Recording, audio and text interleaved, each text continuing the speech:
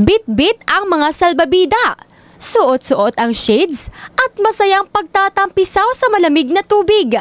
Iilan lamang ang mga eksenang ito sa selebrasyon ng Easter Sunday. Bago ka naman makapasok sa resort, mahigpit naman ang seguridad sa loob ng mga resort sa Gensan dahil sa nakalagay na Tourist Assistance Center o Police Assistance Hub kung saan isang police officer ang nakadestino kasabay ng 2 pang opisyal mula sa Regional Public Safety Battalion o RPSB. Sa entrance pa lamang ng resort, nakabantay na ang mga otoridad sa mga papasok at lalabas sa sasakyan. Minomonitor din nila ang mga taong sumusuway sa ordinansang bawal manigarilyo at pagdala ng mga armas sa loob ng resort. At ikinatuwa naman ito ng mga residente.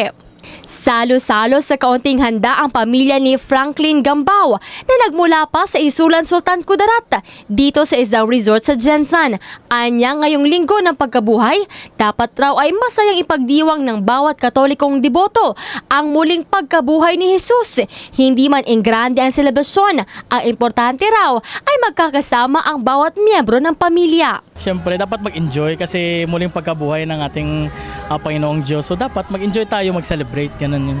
Habang matapos magtampisaw sa dagat, kantahan naman ang trip ni Rhea Neri at ng barkada nito. Lipay-lipay katungod last karon Semana Santa. Sunbathing naman ang ginawa ni Ruby Ferrer matapos ang kainan at konting inuman. Anya, panahon rito para mag-relax sa naipong stress sa trabaho. So nag-sunbathing ka na ate? Wala pa po. Kuan lang ko, di na ako sa lando mag-sunbathing kaya masunog atong panit dito. Oh, strike ang post ate. Habang oportunidad naman ang pagdagsa ng mga tao sa beach para sa negosyanteng si Jesseline Marquez ngayong linggo ng pagkabuhay.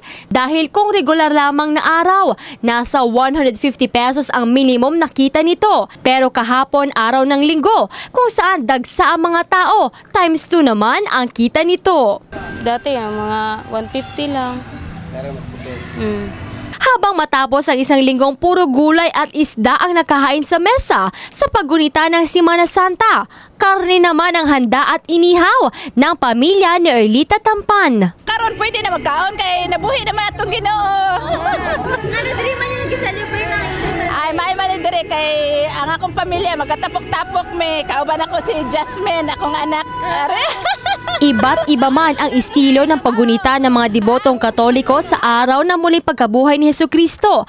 Ang importante na isa puso at isabuhay natin ang dahilan ng pagpanaw ni Jesucristo at ang kanyang muling pagbalik sa mundo para sa ating mga tao. Jess Saladuna, Brigada News.